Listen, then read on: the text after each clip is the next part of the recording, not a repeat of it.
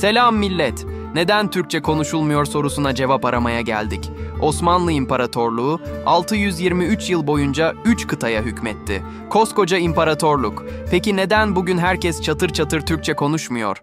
İngilizler, İspanyollar, Portekizliler kıtalar ötesine dillerini taşırken bizde neler oldu? Hazırsanız bu tarihi acaba neden sorusuna eğlenceli bir yolculuk yapıyoruz. Şimdi sıkı durun. Osmanlı'nın olayı biraz farklıydı. Adamlar herkes Türkçe konuşsun diye bir kafa yapısında değildi. İmparatorluk rengarenk bir mozaikti. Türk'ü, Kürd'ü, Arap'ı, Rum'u, Ermenisi, her milletin kendi dili, kendi kültürü vardı. Osmanlı bu çeşitliliği bir zenginlik olarak gördü. Devlet işlerinde, orduda genelde Türkçe konuşulsa da yerel halk kendi dilinde takılıyordu. Yani zorla dil dayatması pek Osmanlı işi değildi. Gelelim İngilizlere, İspanyollara ve Portekizlilere.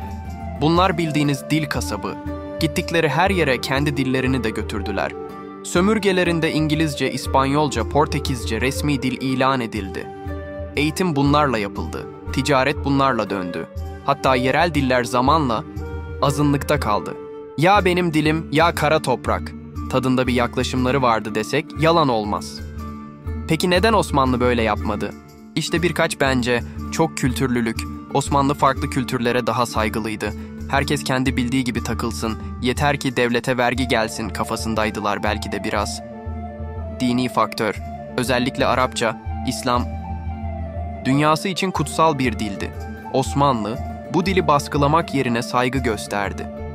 Sömürge anlayışı farkı, İngilizler, İspanyollar, Portekizliler gittikleri yerleri tam anlamıyla sömürgeleştirirken, Osmanlı'nın yaklaşımı daha çok yönetim ve himaye üzerineydi.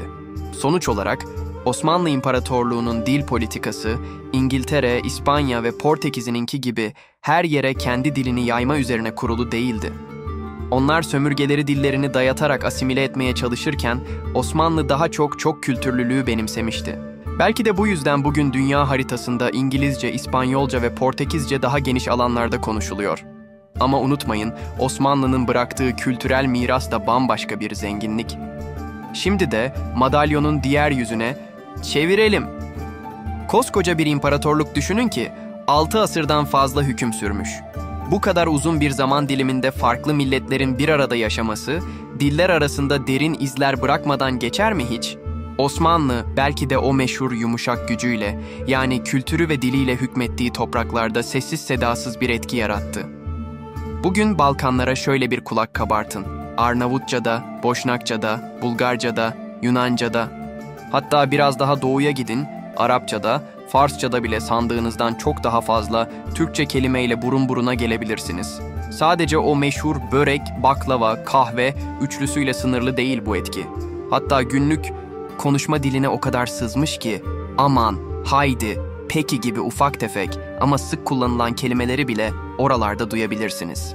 Bu durum, Osmanlı'nın sadece bir siyasi güç olmadığını, aynı zamanda kültürel bir harmanlama potası olduğunu da gösteriyor.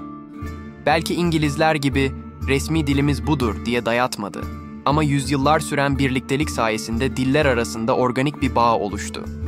Sonuç olarak, Türkçenin o geniş coğrafyada İngilizce, İspanyolca gibi yaygın bir şekilde konuşulmuyor olması Osmanlı'nın dil politikasıyla alakalı.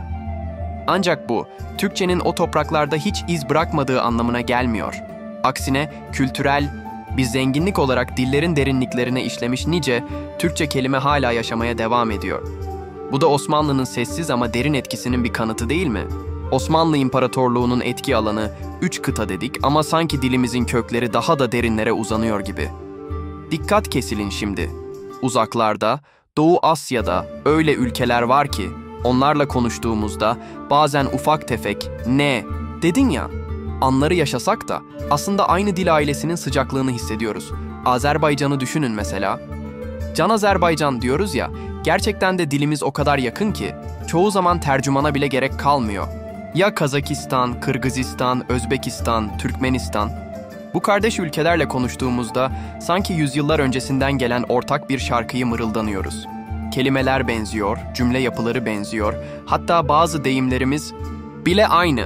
Bazen onların kullandığı bir kelime bize biraz acayip gelebilir ya da bizim bir ifademizi onlar farklı anlayabilir. Ama genel olarak baktığımızda sanki aynı ağacın farklı dalları gibiyiz. Onlar bizi çoğu zaman bizden daha iyi anlıyor bile, o kadar yakın bir bağ var aramızda. Bu da gösteriyor ki, Türkçenin yolculuğu sadece batıya doğru değil, uzak diyarlara doğru da uzanmış. İşte bu da dilimizin ne kadar geniş ve köklü bir aileye sahip olduğunun en güzel kanıtı değil mi? Tarihin derinliklerine dalmaya devam etmek, ilginç sorulara cevaplar bulmak için abone olun. Bir sonraki neden sorusunda görüşmek üzere.